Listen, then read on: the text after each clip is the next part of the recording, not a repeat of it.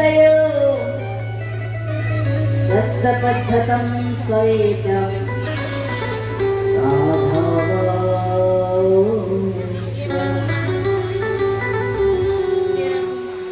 शोएव जातवो धर्मं कृष्णाव्रिया समुद्भवम् प्रद्युम्नाति विख्यातम् सर्वतः नमामि। श्री सुखदेव मुनि कहते परीक्षित सामने भगवान वासुदेव के अंश अवतार थे। जब कामदेव भगवान शंकर के तीसरे नेत्र से जलकर भस्म हो गए तो वही कामदेव बिना शरीर के हो गए। तब उन्होंने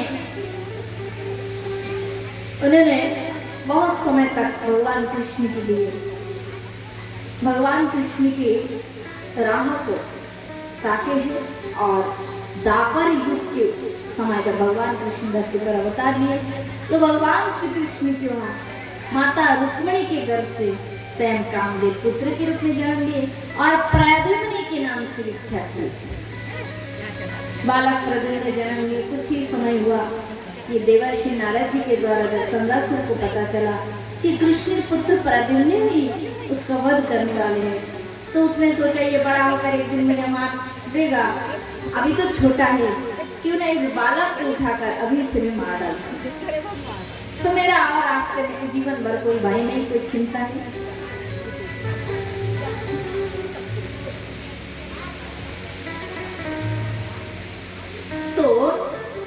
तो कामदेव अब शिशु रूप में भगवान का प्रकट हुए। सम्रासुर क्या किए, माया के द्वारा रूप बदला कर गए, भगवान कृष्ण के महल के अंदर प्रवेश करके छोटे शिशु को हर कर ले गए, समुद्र में लेके फेंक दिए। बड़ा सा मच्छर ने निगल लिया। उसने सोचा कि ये बालक तो मर गया, ये घर चले गए। किंतु मछुओं ने जब समुद्र के अंदर जाल फेंका, मछुओं ने जब समुद्र के अंदर जाल फेंका तो बहुत सारी मछलियों में से वो मच्छर भी जाल में फंस गया।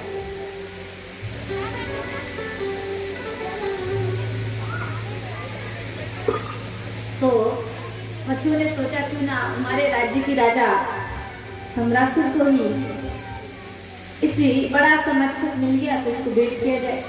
वो मछुआ लेकर गए, राजा को भेंट की और राजा रसोई घर में उस मच्छर को भेज दी। रसोई घर वालों ने जब मच्छर के पेट काटे तो सुंदर एक शिशु दिखाई दिए जिसका अंग का वर्ण श्याम था, बड़े मनोहर उनके स्वरूप थे। सम्रासुर की दासी थी जिसका नाम है मायावती। मायावती इस रसोई घर में पति के संग काम करती थी। उस बालक को देखकर उसके पति से कहा, स्वामी मेरा तो संतान नहीं है, मैं इस पुत्र को गुप्त रूप में पालन करना चाहती हूँ। उसके पति ने कहा ठीक है देवी, आज ये बालक तुम्हारा। तब महाराज मायावती गुप्त रूप में शिशु का पालन करने लगी। बहुत दिन बाद ब्रह्मा जी आए और ब्रह्मा जी ने मायावती को कहा देवी ये वास्तव में भगवान कृष्ण का पुत्र है, इनके द्वारा धरती के बहुत कार्य संपादित होंगे। तब ब्रह्मा जी ने बालक के काल चक्र को बढ़ाकर बालक से युवा बना दिए।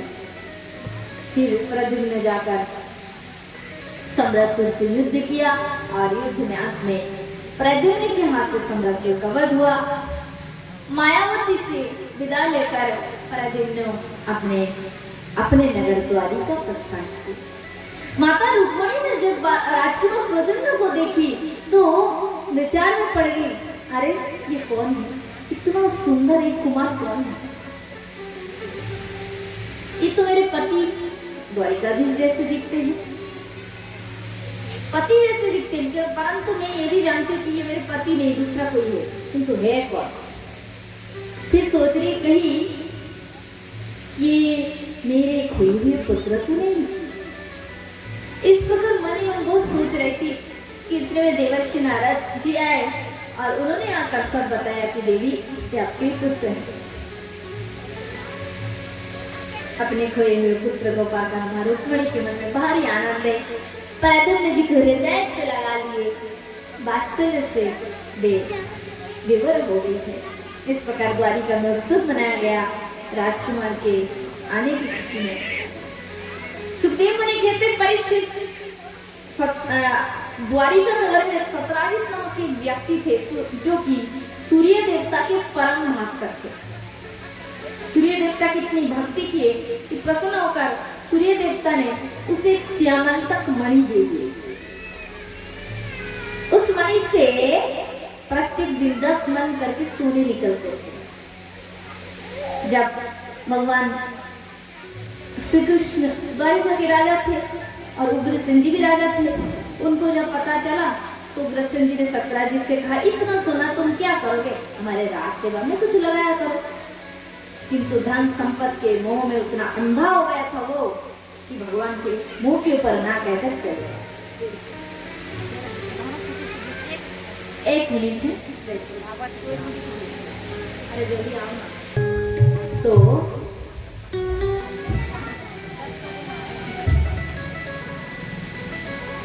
सत्राजित धन संपत्ति के मोह में इतना अंधा हो गया था, वह भगवान के मुख के ऊपर ना कहकर चले। संसार के प्रत्येक वस्तु भगवान का है, भगवान की कृपा से हमें प्राप्त हुआ है।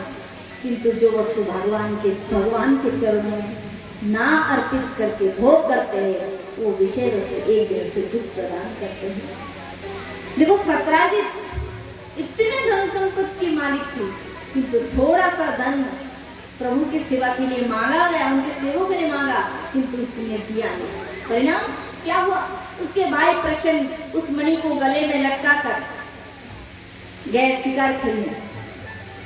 जब वन में जंगल में गए तो गहरे वन में जाते हुए एक सिंह ने उसे देख लिया और सिंह उस प्रसन्न को और उसके घोड़े को मार दिया और उस मणि को सिंह ने ले लिया। सिंह उस मणि को लेकर जा रहा था, इतने में जाम्बुवान आ गया। तो जंगल के अंदर ही सब घटना हो रही है। जाम्बुवान आकर सिंह को मार दिया और जाम्बुवान उस मणि को ले लिया। इस प्रकार बहुत दिन बीत गए, कम से कम महीना होते गए। प्रसन्न गया वन में शिकार खेलने, लौट कर आया नहीं। सत्राजित ने घुमा फिरा कर ये बात बनाया कि अवश्य द्वारिकाधीश श्री कृष्ण ने मेरे भाई को मारकर उससे ये मणि छीन लिया। भगवान को सुनकर आश्चर्य, मैंने तो उसे देखा तक नहीं आज तक और घुमा फिरा कर मुझ पर दोष आ गए। भगवान विचार करने लगे, तो मुझ पर झूठा कलंक लग गया, परंतु मुझ पर लगा हुआ कलंक तो मुझे मिटाना ही पड़ेगा। मनुष्य मानव जगत के स्वभाव है, मनुष्य भगवान तक को नहीं छोड़ते हैं। साधु संतों को तो दे ही देते हैं, जब दो भगवान धरती पर आए उनको भी कलंक लगा दिए। तब भगवान क्या किए, अपने नगर के कुछ धर्मात्मा मनुष्य को लेकर फिर वन में जंगल में गए। जब गहरे वन में गए तो उन्होंने देखा कि सत्राजित के भाई प्रसन्न मरा हुआ है और घोड़ा भी मरा हुआ है। कुछ दूर आगे बढ़े तो एक सिंह भी मरा पड़ा था। फिर उससे कुछ दूर आगे गए, बड़ा सा गुफा दिखाई दी। प्रभु गुफा के अंदर प्रवेश किए। छोटे छोटे बच्चे उस मणि को लेकर खेल रहे थे। भगवान को देखकर बच्चे डर गए, चिल्लाने लगे। तो उस बच्चों की जो पिता है ना, जाम्बुवान, स्वयं वहां आ गए और जाम्बुवान भगवान कृष्ण के संग युद्ध करने लगे। एक नहीं 10-12 दिन तक ये युद्ध चलता रहा। ये जाम्बुवान कौन है पता है आपको? त्रेता में जो भगवान श्री राम आए थे ना, प्रभु भगवान श्री राम के संग जो वनवास में जो जाम्बुवान थे, ये ब्रह्मा जी का बताते वही जाम्बुवान। किंतु दापरिक में भगवान कृष्ण रूप में आए, जाम्बुवान देखकर पहचान नहीं पाए और भगवान की माया में भ्रमित होकर वो भगवान से युद्ध करने लगे। भगवान के हाथों से जाम्बुवान के अंग टूट गए, सारे अंग नष्ट भ्रष्ट हो गए। अंत में जाम्बुवान भगवान के चरणों में शरण लिए। जाम्बुवान ने कहा, आप कौन है, परिचय दीजिए। क्योंकि भगवान विष्णु को छोड़कर युद्ध में मुझे कोई पराजित नहीं कर सकता। कृपया अपना परिचय दीजिए। तब भगवान कृष्ण ने राम रूप में जांबुवन को दर्शन दिए। दर्शन प्राप्त करके बहुत प्रसन्न है। प्रभु आप थे, मैं आपको पहचान नहीं पाया, ये भगवान मुझे क्षमा कर दो। तब भगवान ने कहा ये तो मेरी माया की काम ही है, भक्त को भी फंसा देते कभी कभी। तब भगवान ने उनकी मस्तक पर जैसे हाथ फिराया ना, तो जांबुवन पहले की तरफ छूट गया। फिर प्रभु ने कहा ये जो मणि है ना, ये मणि के कारण मेरे पर कलंक लगा हुआ है, झूठे कलंक को तुम इसे वापस करो। जांबुवन प्रसन्न होकर मणि को तो दिए और उसकी कन्या थी, सुंदरी कन्या जिसका नाम था जांबुवती। जांबुवती को प्रभु चरण में अर्पण कर दिए। भगवान उस मणि को लेकर जांबुवती को लेकर गए। इधर द्वारिका में भी हल्ला हो रहा था, गोविंद गए अभी तक लौट कर नहीं आ रहे, क्या बात है, सब चिंता में थे। तब प्रभु जैसे ही पहुंचे, द्वारिकावासी अति आनंदित थे, बहुत आनंदित थे। भगवान श्री कृष्ण ने जांबुवती को स्वीकार किया और उस बड़े सभा में सतराजीत को बुलाकर उसके मणि को से वापस कर दिया। और सतराजीत को बहुत दुख हुआ, उसको लज्जा आ रही है। अरे जिस भगवान को योगी ऋषि मुनिजन युग युग तपस्या करके मनाते हैं और कोई कोई तो मना ही नहीं पाते, मैंने भगवान को नाराज कर दिया, मैंने उनका अपमान किया, मुझसे भारी गलती हो गया, अब मैं क्या करूं, कैसे मनाऊं प्रभु को। अपने विचार किए, अपनी जो कन्या है सत्यभामा, उसी को ही प्रभु के चरण में अर्पण किया गया। दूसरे दिन अपनी पुत्री सत्यभामा और उस मणि को लेकर गए, बोले प्रभु से आप स्वीकार करें और मेरी बेटी को भी स्वीकार करें। ये सब लक्ष्मी जी की अवतार थी, इनके संग भगवान को विवाह होना है, तो सब लक्ष्मी जी के अंश अवतार थे। सत्यभामा जी को प्रभु ने स्वीकार किए, किंतु भगवान ने मणि को स्वीकार नहीं किए। भगवान ने कहा हे सतराजीत, तुमने इसे तपस्या करके प्राप्त किया, अतः इसके फल की भागीदारी तुम ही बनोगे, तुम्हें बनना चाहिए। हमारे जो राजा उग्रसेन जी है ना, इससे निकलने वाले सोने की बात कर रहे थे, फिर भी अब हमें वो भी नहीं चाहिए, तुम इसे ले जाओ। प्रभु ने वापस कर दिया। सुखदेव मुनि कहते परीक्षित,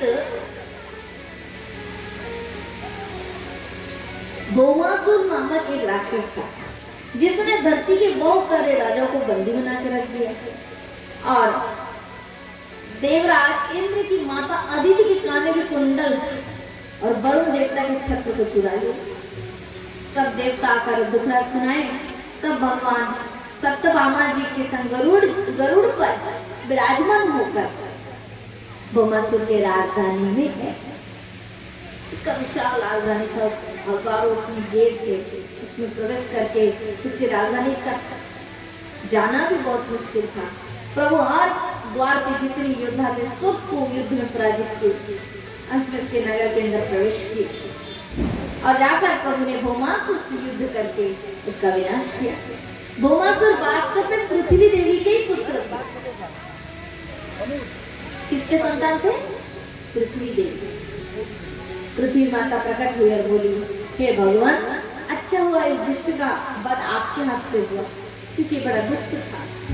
यदि एक पुत्र कुपुत्र होना तो माँ के लिए भी वो बोझ बन जाती है, माँ के लिए भी बोझ बन जाती है। इसलिए अच्छा हुआ आपके हाथ से इसका विनाश हुआ।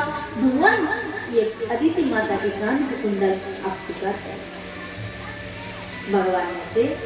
भगवान से चरणों में अर्पित कर दिए। भगवान उस नगर के अंदर प्रवेश करते हैं। अंत जब उसके कारागार में गए तो उस कारागार में बहुत सारे राजाएं बंदी थे। भगवान उन सब राजाओं को मुक्त किया। और आपको पता है हमारे देश की बहुत सुंदर सुंदर राजकुमारी भी उसके नगर में बंदी थी। तो प्रभु ने सबको मुक्त किया, किंतु वह राजकुमारियां कहने लगी, भगवान हम तो पवित्र है, किंतु क्या संसार हमारे पवित्रता पर विश्वास करेंगे? कदापि नहीं। सब कहेंगे तू इस राक्षस के वहां रहकर आई, इसलिए भगवान आप तो अंतर्यामी, आप सब जानते हैं, अतः आप हमें स्वीकार करें।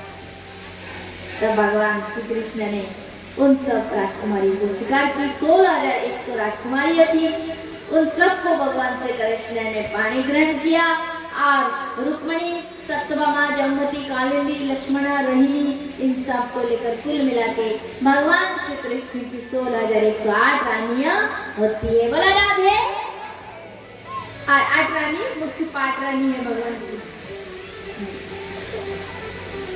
तो एक दिन क्या हुआ, भगवान श्री कृष्ण अपने पलंग पर सोए हुए थे, विश्राम कर रहे थे, और देवी रुक्मणी जो है ना भगवान की सेवा कर रही थी, पंखा करते हुए सेवा कर रही थी। तो देवी रुक्मणी जो है ना सेवा तो कर रही थी, किंतु भगवान कृष्ण सोते हुए देख रहे कि आजकल देवी रुक्मणी के मन में थोड़ा अहंकार हो गया। कैसा अहंकार कि मैं भगवान श्री कृष्ण की सबसे प्रिय पत्नी। भगवान ने देखा है तो गड़बड़ हो गया, मेरे भक्त में अभिमान आ जाइए तो मुझे बिल्कुल प्रिय नहीं। तब भगवान ने हंसते हंसते कहा, देवी रुक्मणी, देवी देखो, बड़े बड़े राजा महाराजा जो है ना, बड़े बड़े राजा महाराजाओं के घर से तुमने मांगा, तुम उनसे विवाह ना करके मुझे वरण की।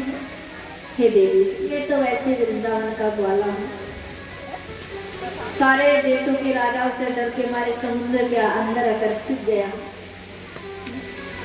उससे विवाह करके आपको कभी भी वो सुख प्राप्त नहीं हो सकता, क्योंकि राजाओं के पास धन संपत्ति किसी स्पष्ट नहीं है। तो देवी रुक्मणी जब सुने ना, तो उनको ये बात सुन के बहुत दुख होने लगे। भगवान कृष्ण ने बात बोला, देखो देवी, कुछ कह नहीं पा रहे हो, कोई बात नहीं, अभी भी समय, अगर तुम्हें किसी राज्य के राजा पसंद हो ना तो मुझसे तुम कह सकते हो, अभी कुछ नहीं बिगड़ा, तुम्हारी शादी करा देते। ये सुनते ही रुक्मणी जी रोते रोते गिर पड़ी, और तब भगवान कृष्ण ने उनको उठाकर हृदय से लगाया और बोले, देखो देवी, अपने गृहस्थ है ना, पत्नी से कभी कभी कभी सुप्रयास तो चलता ही रहता है ना, गृहस्थ में ही तो थोड़ा आनंद है, मजा है।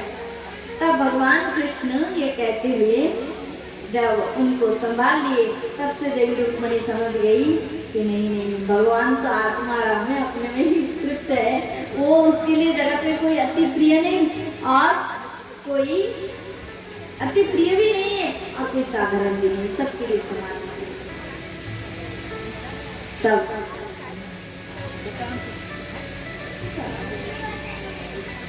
भगवान श्री कृष्ण इस प्रकार रुक्मणी जी से बात करने लगी। महाराज, ऐसे वैसे भागवत जी में तो वर्णन नहीं आता है, बाकी अन्य शास्त्र में इस प्रकार एक चर्चा संत लोग करते हैं कि एक बार ऐसा हुआ कि भगवान श्री कृष्ण ना हर समय राधे राधे कहते थे। तो एक बार रानियों ने विचार किया, अरे इस राधे में है क्या कि हमारे जो प्रभु है ना, सोते उठते खाली राधे राधे कहते रहते हैं। तो भगवान श्री कृष्ण विचार करने लगे, हो राधा जो मुझे सबसे प्रिय है, क्यों प्रिय है ये मेरी रानियां नहीं जानती, किंतु भगवान ने विचार किया कि अब मुझे एक दिन जनाना है कि मैं जो दिन में राधे राधे कहता रहता हूँ और राधा मुझे सबसे प्रिय क्यों है। तो भगवान ये अपनी रानियों को जनाने के लिए लीला है। क्या लीला की है, एक दिन ठाकुर जी क्या है, श्री श्री को पेट दर्द होने लगा, ठीक है, लीला कर रहे हैं, पर्वत बदल रहे हैं, बहुत मतलब पेट में दर्द हो रहे, ठीक नहीं लग रहे तबीयत है ना, तो मतलब नहाना नहीं, धोना नहीं, भोजन नहीं, बहुत एकदम मायूसी से प्रभु पड़े देख करके। सब रानियां दुखी हो गई, एक ही पति है, 16,108 रानी और एक पति है, उनकी ऐसी दशा होंगी, किस रानी को अच्छी लगी बताओ। देवी रुक्मणी और अन्य मुख्य 8 पटरानी है, वे तो विशेष रूप में प्रभु के पास विराजमान है। वैद्य को बुलाया गया, एक एक वैद्य आ रहे, सब प्रकार से भगवान की चिकित्सा हो रहे, किंतु प्रभु की बीमार ठीक नहीं हो पा रहे। तब देवर्षि नारद जी वैद्य रूप में आए और उन्होंने कहा कि प्रभु को जो बीमार लगा ना, ये मुझे मालूम नहीं। बोले कौन सी बीमारी? पेट दर्द नहीं, इनको प्रेम रोग लग गया। भक्त की प्रेम रोग हो गया इनको।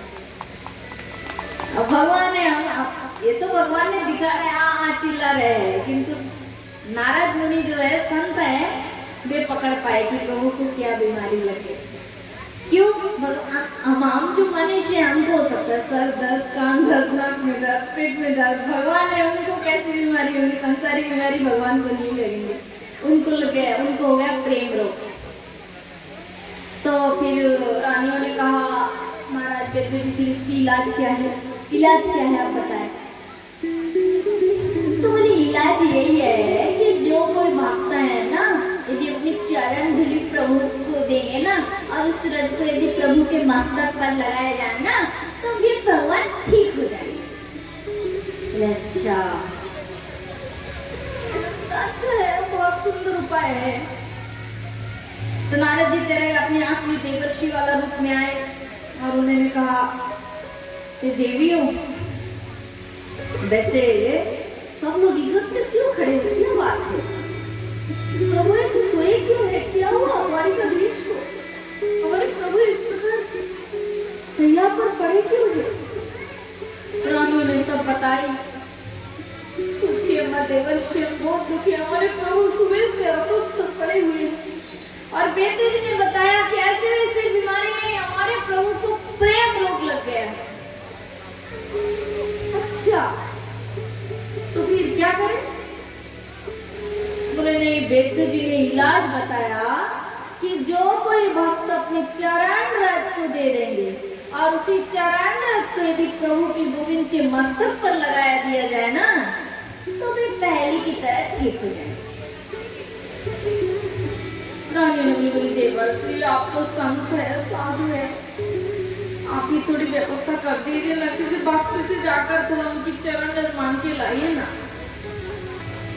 नारद जी कहते हैं, अरे देवी हो, तुम सब तो कृष्ण की परम भक्त हो, देवी रुक्मिणी सत्यभामा, अरे अष्टम प्रहर गए तो सुलो प्रहर प्रभु की सेवा में लगे रहते हैं। हाँ, उस समय कृष्ण की सेवा, कोई सेवा नहीं है तो आंसू लगा के कृष्ण के ध्यान में डूबी रहती हो। तुमसे कोई अपने चरण रज देना बाहर में क्या जरूरत? लगा देंगे प्रभु के मस्तक पर, सही हो जाएंगे। पहले की तरह द्वारिकाधीश चल पड़ेंगे अपने राजपाट में, वहाँ भ्रमण करके आएंगे, हैं, फिर प्रसाद पाएंगे, घूमेंगे, रथ पे विराजमान करके भ्रमण करेंगे।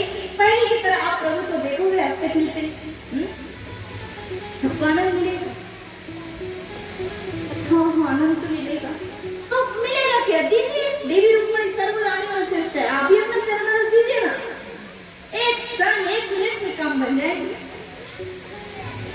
देवी रुक्मिणी कहते, देवर्षि आप क्या दे रहे हैं? मैं, अरे आपकी बुद्धि ठिकाने है, मैं अपने चरण अपने पति को दूंगी। अरे नारायण, मुझे नारायण में भी जगह नहीं मिलेंगे। नहीं, मुझसे ये नहीं हो सकती।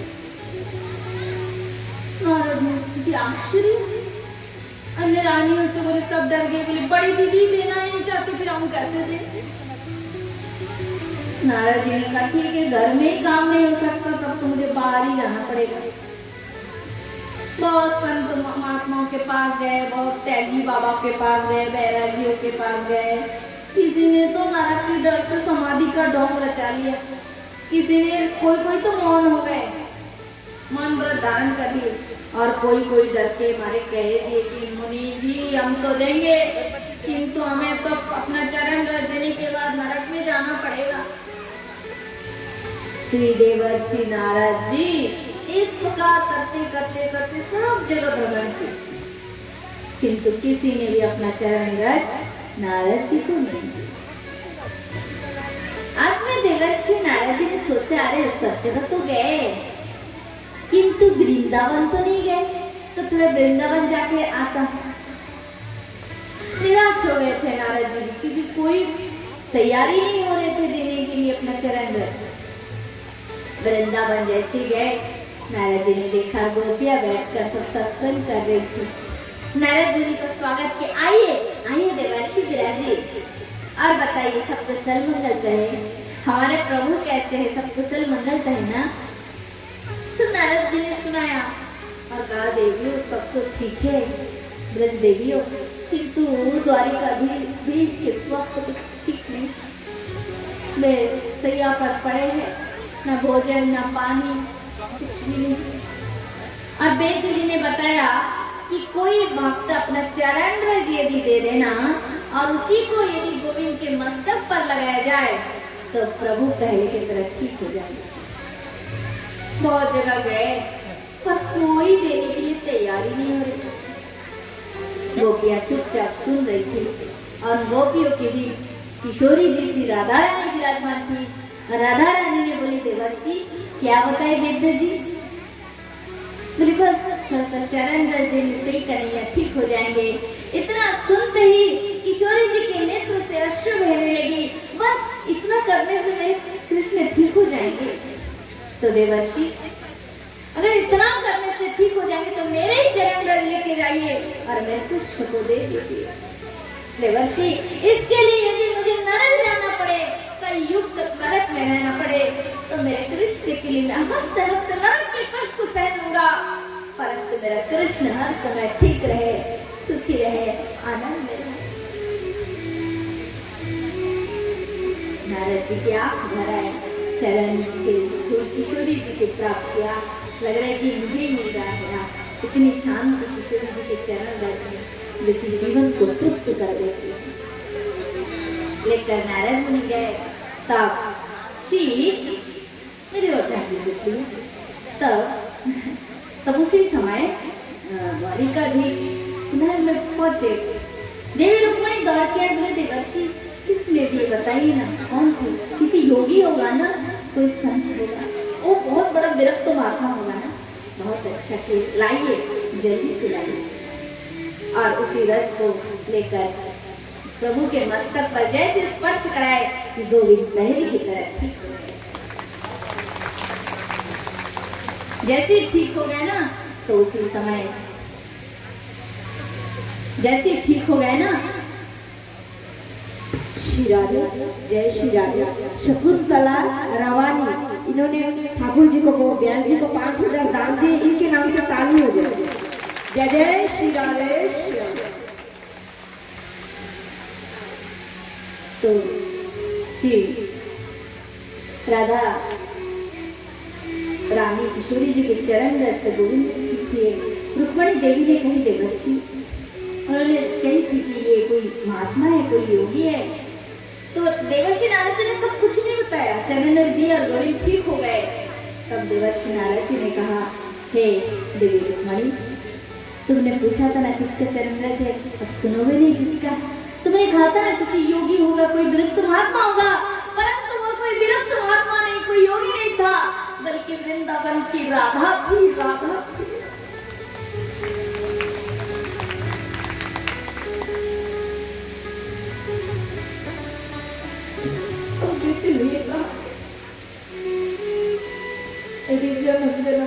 कृष्ण के लिए रहना पड़े,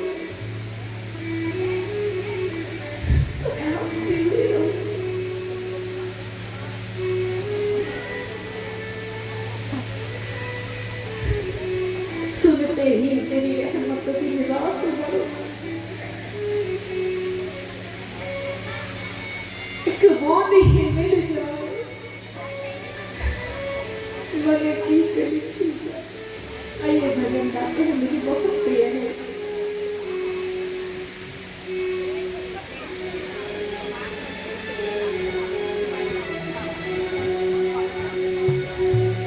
राधे तेरे चरणों की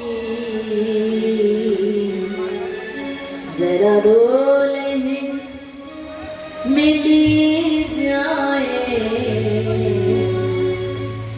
सच कहता हूँ मैं भी तकले बदल रे